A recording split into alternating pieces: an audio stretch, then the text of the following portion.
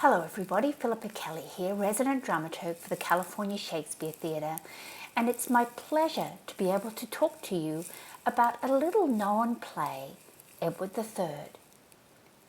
Well, as with all of Shakespeare's history plays, this play drew on historical precedent. The real-life Edward III was born at Windsor Castle on the 13th of November 1312, so just about exactly 708 years before you will be watching this video. Edward's father, Edward II, was self-indulgent, playing favourites with members of the court, which caused a great deal of civil unrest. And so when in 1525 Edward II was required to go to perform homage for the English Duchy of Aquitaine in France, he decided, because of all this unrest, not to go and to send his 13-year-old son in his place. So young Edward went off to France with his mother Isabella, who herself got quite busy. She arranged for him to be engaged to a French princess, Philippa, same name as me, who was aged 12. And she also arranged for a coup to dethrone her husband and have their son take the crown in his place.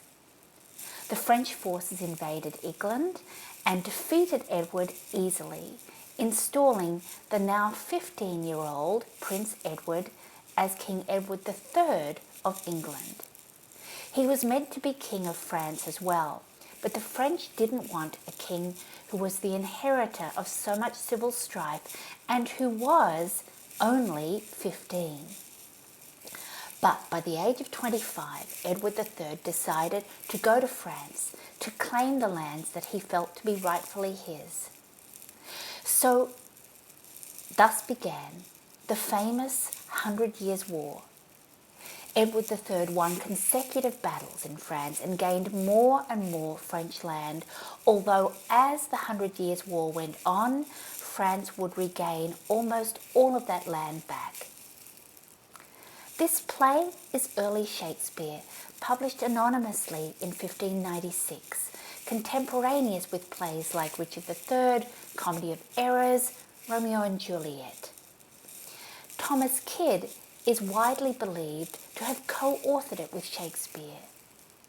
The idea of the just war is central to this play, and this was an idea or an ideal that was a preoccupation of England at the end of the 1500s, bearing in mind, of course, that it was not long after the Spanish Armada that had been fought in 1588. The play represents Edward as on the side of the just, while the French and Scots repeatedly break their word. Let's consider the way in which Shakespeare, possibly together with Kyd, remolds the story of the invasion of France. So Edward is urged by the French ambassador to pay homage to the new French king for his lands in Guienne. Edward says no, he won't do that. He will invade France to claim what's righteously his. But in the meantime, one of his men says that the Scots are threatening his lands in the north of England and that he must deal with this immediately. So he decides to go to the north of England before going to France. He goes up there and immediately falls in love with a beautiful married countess sequestered in a castle. Edward pushes his case, and in order to call his bluff, she says, "Okay, I'll kill my spouse if you kill yours." But to her horror, Edward seems quite happy with this proposal, and so she has to change tack, and she says that if he doesn't desist, she will kill herself. And so Edward then vows to be a good king and to live cleanly.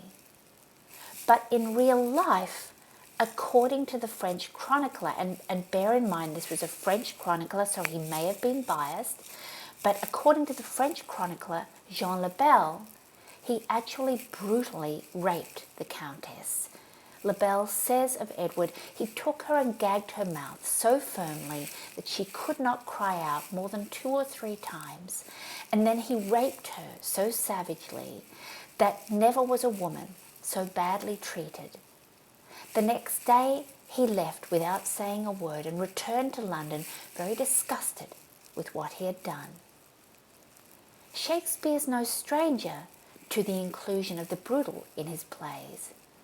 But in this play, he needs to have Edward trace a moral arc, and so he needs to change the story that is chronicled. And he gives Edward some beautiful lines to deliver to the Countess. We as well can master our affections as conquer other by dint of sword. In other words, if we can't master our own emotions successfully, how can we fight wars successfully? I want to mention also an echo of Romeo and Juliet, written just prior to this play. In Romeo and Juliet, Juliet blends the sacred and the profane in her images of love.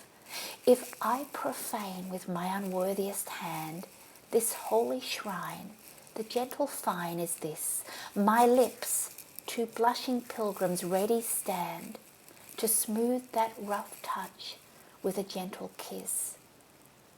And in this next play, in response to Edward's proffering of his love, the Countess replies, but that your lips were sacred, my lord, you would profane the holy name of love.